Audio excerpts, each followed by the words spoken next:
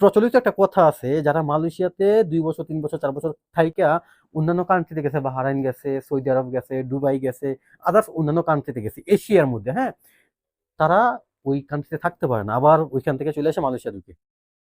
Hi hello, আপনাকে স্বাগতম আমাকে দেখতে এবং কি শুনতে ভিডিওটিতে ক্লিক করার জন্য। ভিডিওতে কোন বিষয় নিয়ে আলাপ করব টাইটেল থাম্বনেল দেখে বুঝতে পারছেন।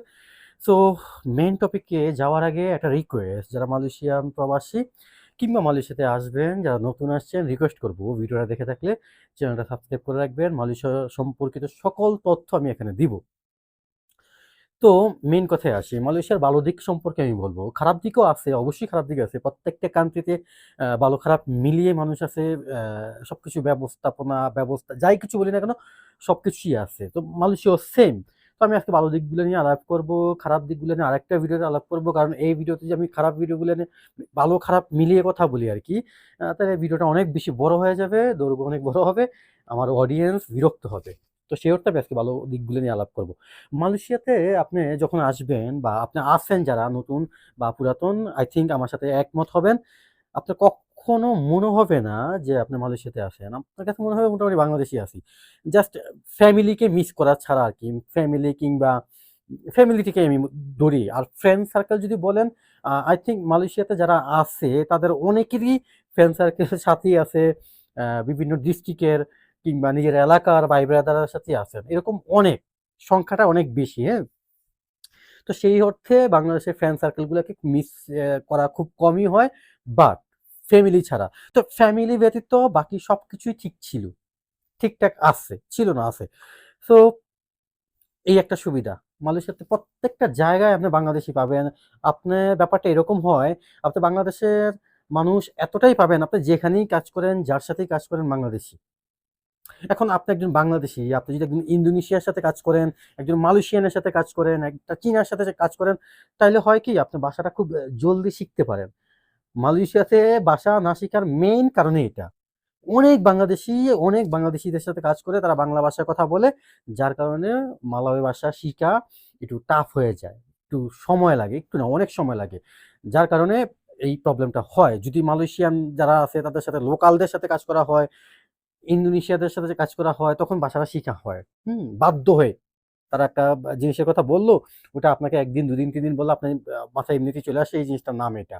এটাকে এভাবে বলে। এটা এই জিনিসটাকে এভাবে ডাকে। কিন্তু যখন আপনি বাংলাদেশীদের সাথে কাজ করবেন তখন তো বাংলায় কথা বলতেছেন। যার কারণে ভাষা শেখাটা খুবই কষ্ট হয়ে যায়।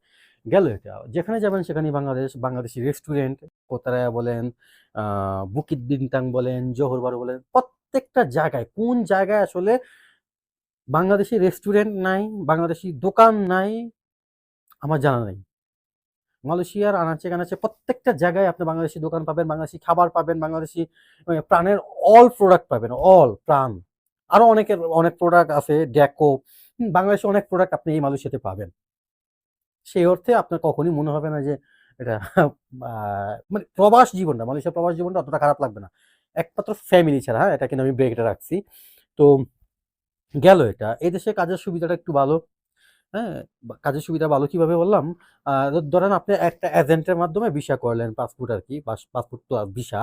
এখন ওই এজেন্টের মাধ্যমে আপনি ইয়ারলি বছরে একটা পারমিট সাবমিট করবেন। মানে স্টিকার লাগাবেন আপনার ভিসাতে, পাসপোর্টে। জাস্ট এতটুকুই। নির্দিষ্ট পরিমাণে একটা অ্যামাউন্ট। একেক এজেন্ট একেক অ্যামাউন্ট নেয়। এই দেশের রিঙ্গিতে যদি আমি বলি, আ ৪৫০০ কেউ নেয়, ৩০০ নেয়, কেউ ৳৪৮০০ নেয় এই দেশের রিঙ্গিতে, হ্যাঁ? এই দেশি মুদ্রায়। তো ওই পর্যন্তই তার সাথে আপনার সম্পর্ক শেষ। তারপর আপনি যেখানে খুশি কাজ করতেছেন, যেখানে মন চায় কাজ ছাড়তেছেন, শুয়ে আছেন, বয়ে আছেন, ছুটি কাটাচ্ছেন। এটা একান্ত আপনার বিষয়। আপনি বছর শেষে ইয়ারলি একটা চার্জ তাকে পে করবেন, সে আপনাকে ভিসা ডেলিভারি দিবে, ভিসা দিয়ে দিবে। সো এই একটা সুবিধা আছে। আপনি যেখানে ভালো লাগতেছে না, আপনার বেতন পোষাচ্ছে না, আপনার জায়গা পরিবেশ মিলে ভালো লাগতেছে না, আপনি চাইলেই ইনস্ট্যান্ট কাজটা চেঞ্জ করতে পারেন। আরেকটা কাজ নিতে পারেন। যদিও বাংলাদেশেই অনেক লোক আসার কারণে এখানে একটু কাজের সংকট পড়ে যায় মাঝেমধ্যে। যেমন এখন আবার একটু কমছে। মাঝখান দিয়ে যে কলিং এর ব্যাপারটা ছিল, ওই সময়টাতে খুবই সংকট ছিল, কাজের খুবই সংকট। আমি যখন মালয়েশিয়াতে ফার্স্ট টাইম আসি ২০১৬ ১৫ লাস্টের দিকে, আ ১৬ শুরুর দিকে এরকমই। ওই তখন আম একজন হেল্পার পেত আপনার ৳৫০, ৳৪৫ তো ছিল, হ্যাঁ? তো এখন ঠিক এই সময়টা চলে আসছে। এই কিছুদিন আগেই গেল, 50 টাকাও পর্যন্ত পোলাপান কাজ করতেছে, ভাই আমার কাজ লাগবে, বেতন সমস্যা না, আমার খাইয়া পরে থাকতে পারতে হইছে, কাজ নাই, কারণ অনেক লোক আইসা বসলো। কিন্তু যখন আবার একটা শেষ সুযোগ দিল, যারা অবৈধ ওয়ার্কার আছে, কর্মী আছে, তাদেরকে যাওয়ার, হুম, তারা একটা ফি মানে একটা জরিমানা পেমেন্ট করে সহজে বাংলাদেশে যেতে পারবে, তখন অনেক লোক বাংলাদেশে চলে গেছে, অনেক লোক। তো এই গ্যাপটাতে যারা নতুন আসছে তারা ঢুকছে। তো এখন আবার একটু কাজের চাপটা একটু কম। আবার শুনতেছি নাকি লোক নিয়ে আসবে, কলিং আবার খুলবে নাকি, এরকম কিছু একটা। যদি এরকম হয় তাহলে আবার কাজের একটু চাপ আসবে। এখন কাজের চাপটা আসলে কিভাবে আসে, এই প্রশ্নটা আপনার আসতে পারে। এইখানে মালয়েশিয়াতে যারা আসে, অবশ্যই তারা কাজ নিয়ে আসে, তারপর কেন কাজের চাপ, তাই না? মালয়েশিয়াতে যারা আসে তারা ফ্যাক্টরি বিষয়ে আসে, পামুল বাগানে আসে, বিভিন্ন কাজে আসে। আসার পরে দেখে কি তাদের ওই কাজটা আসলে পছন্দ হয় না, কিংবা ঠিকমতো বেতন পাচ্ছে না, থাকার জায়গা ভালো না। হ্যাঁ? এই সবকিছু মিলে যখন দেখে তার একটা পরিচিত কেউ, তার চাচাতো ভাই কিংবা তার ফ্রেন্ড, তার কেউ দূরাত্মীয় কেউ ভালো কাজ করতেছে, ভালো বেতন পাচ্ছে, অন্য জায়গায় কাজ করে, তখন ওই লোভটা সামলাতে পারে না। তখন কি করে তারা ওইখান থেকে লাড়ি দেয়, মানে ওইখান থেকে চলে আসে না বইলা, অবৈধ হয়ে যায়।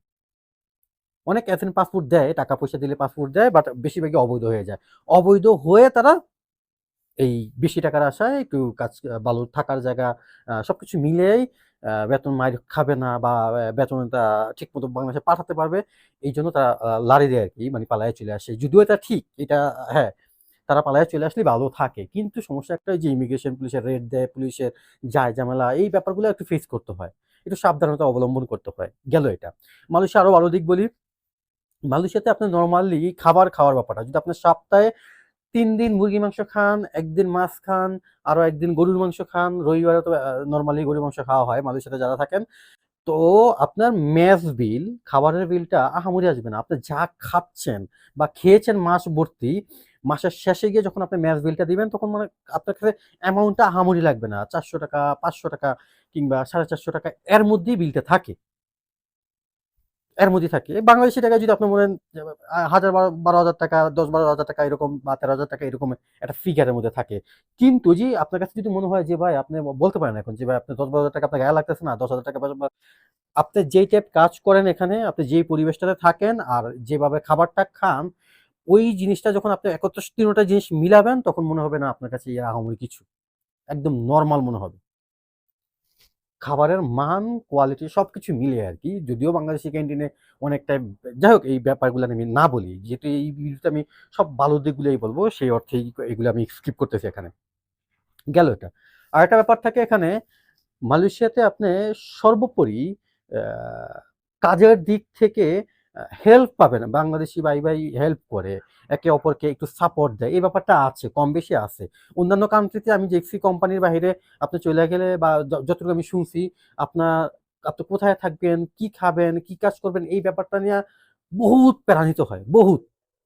কিন্তু মালয়েশিয়াতে এই ব্যাপারটা ইজি। ব্যাপারটা এরকম, আপনাকে কেউ চিনেই না একটা লোক। আপনি ওই লোকটার কাছে বললেন, ওই লোকটার আসলে কাজ আছে।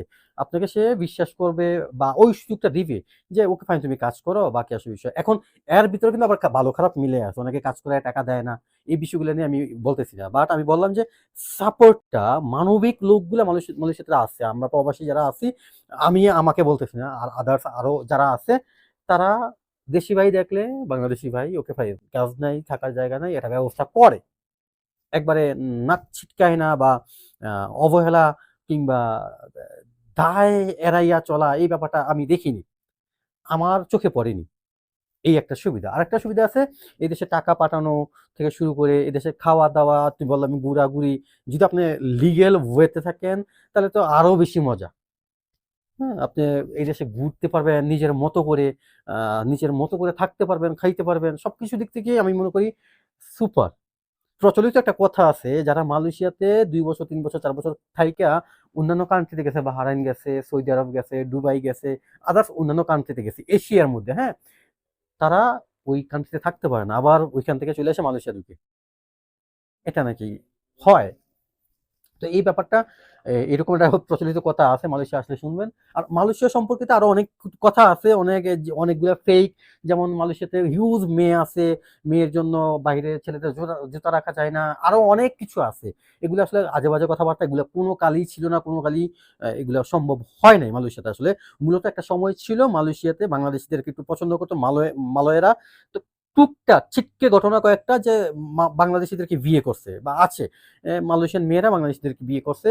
তো বিয়ে করার পর বাংলাদেশি ছেলেরা যখন নিজের দেশে, বাংলাদেশে প্রপার্টি হয়ে গেছে, এদেশে তারা বিয়ে করলে হয় কি, ওই তার ওয়াইফের আইসি দিয়ে, মানে ভোটার আইডি কার্ড যেটাকে আমরা বলি আর কি, জাতীয় পরিচয়পত্র, ওইটা ব্যবহার করে তারা যে কোনো বিজনেস করতে পারে, যে কোনো দোকান নিতে পারে।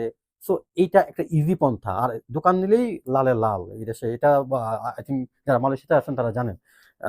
তো সেই অর্থে তারা তাদের নিজ দেশে বউ পোলাপান আছে, এখানেও বিয়ে করছে, ওইখানে বাড়ি গাড়ি হয়েছে, সবকিছু হয়েছে, এই বউ ফেলাই দিয়ে, বাচ্চা কুচ্চা ফেলাই দিয়ে একবারে বাংলাদেশ চলে গেছে। তো যার কারণে এরকম কয়েকটা ঘটনা ঘটার পরে এখন আর এই মালয়েশিয়ান মেয়েরা বাংলাদেশি ছেলেদেরকে বিয়ে করে না, কিংবা বিশ্বাস করে না, বা খুব টুকটাক কয়েকটা করে, একেবারে যে করে না তা না।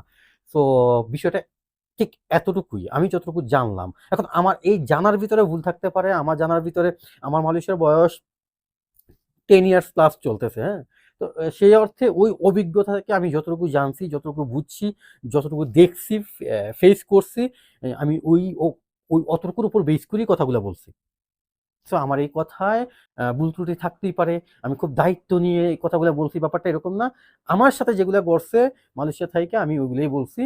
সো বিষয়টা কেউ খারাপভাবে নিবেন না। সবাই ভালো থাকবেন, সুস্থ থাকবেন। আজকে এই পর্যন্তই। ভিডিও বেশি বড় করব না। বেশি বড় করলে আমার অডিয়েন্স দেখতে চায় না। সো সবাই ভালো থাকবেন, সুস্থ থাকবেন, এবং কি আপনি আমার চ্যানেল নতুন হয়ে থাকেন, চ্যানেলটা সাবস্ক্রাইব করবেন। আর অলরেডি যারা সাবস্ক্রাইব করছেন, থ্যাংক ইউ সো মাচ। ভালোবাসা, অবিরাম। টাটা।